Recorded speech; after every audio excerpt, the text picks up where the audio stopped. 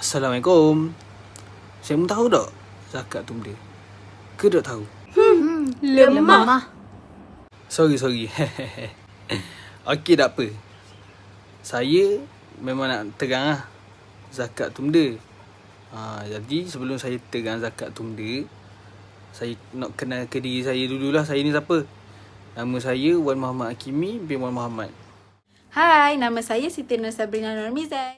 Hai, saya Nurul Farisha Ayu binti Syahrizal. Hai, nama saya Naqibah Nukmah binti Muhammad Fadil. Hai, saya pula Nurul Farhani binti Muhammad Nazrin. Okey, kalau saya mau nak tahulah, zakat tu mengeluarkan harta tertentu dengan kadar tertentu, mengikut syarat-syarat tertentu untuk kena agih ke golongan-golongan tertentu. Dan zakat ni fardu ain lah untuk setiap Muslim bagi yang memenuhi segala syarat-syarat yang wajib. Terdapat dua jenis zakat, iaitu zakat fitrah dan zakat harta. Zakat harta pula terbahagi kepada zakat pendapatan, emas, tanaman, ternakan, perniagaan, galian, simpanan dan saham. Okey, sekarang ni kita fokus kepada zakat pendapatan. Zakat pendapatan timbul daripada konsep zakat al-mal al-mustafad, iaitu zakat harta perolehan. Konsep al-mal al-mustafad bermaksud mewajibkan zakat ke atas mana-mana harta perolehan dari hasil usaha tanpa sebarang proses pertukaran, iaitu jual beli. Secara ringkasnya, ia diperoleh dengan sebabnya tersendiri seperti gaji, upah kerja, allowance, hadiah dan lain-lain. Zakat wajib dikeluarkan ke atas pendapatan daripada pengajian Islam, termasuklah apa-apa upah, gaji, allowance, imbuhan dan bonus. Oleh itu, adalah wajib bagi seseorang Islam mengeluarkan zakat daripada pendapatan yang layak dikenakan zakat daripada pengajian tersebut. Tahu tak macam mana nak kira zakat pendapatan? Tak tahu. Cuba terangkan. Marilah saya terangkan. Sekiranya seseorang mempunyai pendapatan untuk tempoh setahun atau cukup haul dan telah cukup nisab mengikut kadar yang telah ditetapkan oleh Pusat Pungutan Zakat, seseorang itu perlu mengeluarkan zakat pendapatan pada kadar 2.5%. Berapa pula nisab zakat pendapatan? Nisab zakat pendapatan bersandarkan 85 gram emas. Jadinya bila zakat pendapatan boleh dibayar? Zakat pendapatan ni dibayar selepas tolak semua perbelanjaan asal hak dibenarkan. Kalau saya mau nak tahu, kita boleh buat pengiraan zakat menggunakan kalkulator zakat kat laman web Pusat Pungutan Zakat. Mesti saya baru tahu kan? Amalan ni di hujung jari semua. Korang tahu tak yang zakat pendapatan ni berbeza dengan cukai pendapatan?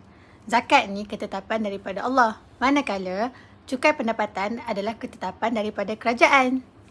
Okey, saya nak sambung. Poin yang kedua adalah Muslim dan non-Muslim. Dalam Islam, zakat dikenakan ke atas orang Islam saja.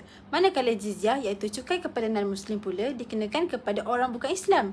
Muslim wajib membayar zakat, manakala non-Muslim pula wajib membayar jizyah. Cukai pula dikenakan ke atas semua rakyat tanpa kira Muslim atau tak. Saya pun ada nak tambah juga. Untuk pembayar, zakat hanya dikenakan kepada orang yang kaya dan berharta saja. Hanya orang kaya yang wajib membayar zakat, seperti zakat harta, zakat emas perak, zakat perniagaan, zakat pertanian dan juga zakat fitrah. Manakala di dalam sistem cukai, orang kaya dan orang miskin tetap dikenakan cukai melalui pelbagai jenis cukai. Antaranya adalah cukai pendapatan, cukai pintu, cukai jalan, cukai perniagaan dan lain-lain. Untuk kutipan dan pengagihan, zakat dikutip daripada orang kaya untuk diagihkan kembali kepada fakir miskin serta asnaf zakat yang lain.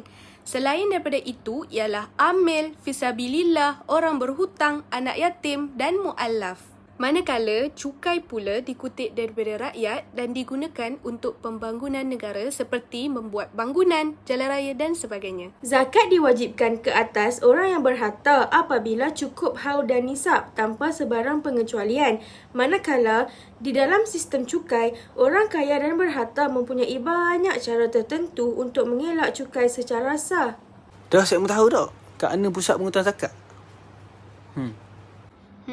Dekat KL? Selangor? Cyberjaya? Putrajaya? Okey, kalau saya mau nak tahulah, Pusat Zakat Wilayah Persekutuan atau dikenali sebagai Pusat Pungutan Zakat ni, ia terletak kat KL. Lepas tu ia ni di bawah Majlis Agama Islam Wilayah Persekutuan. Begitu. Jadi, kat mana kita nak bayar zakat pendapatan ni?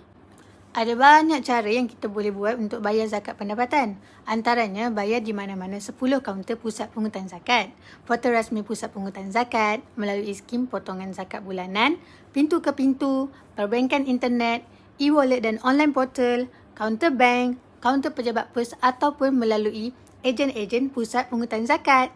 Wah, mudahnya! Zaman sekarang ni banyak kemudahan yang diberikan bagi melancarkan urusan kita sebagai orang Islam dalam melengkapkan rukun Islam yang keempat. Lepas tu, dalam Al-Quran juga Allah ada berfirman tentang kewajipan dalam membayar zakat dalam surah Al-Baqarah ayat 2 dan 7 yang bermaksud, wahai orang-orang yang beriman, infakkanlah sebahagian dari hasil usahamu yang baik-baik dan sebahagian dari apa yang kami keluarkan dari bumi untukmu. Janganlah kamu memilih yang buruk untuk kamu keluarkan, padahal kamu sendiri tidak mahu mengambilnya, melainkan dengan memicingkan mata, iaitu engganlah terhadapnya. Dalam hadis pula yang diriwayatkan oleh Muaz radhiyallahu anhu, Rasulullah sallallahu alaihi wasallam sabda yang bermaksud, engkau hendaklah menerangkan kepada mereka bahawa Allah Subhanahu wa taala mewajibkan sedekah, iaitu zakatlah, yang dikenakan terhadap kekayaan orang kaya di kalangan mereka. Baiklah, terima kasih semua sudi tonton video kami hingga ke akhir. Korang memang awesome. Bye. Assalamualaikum.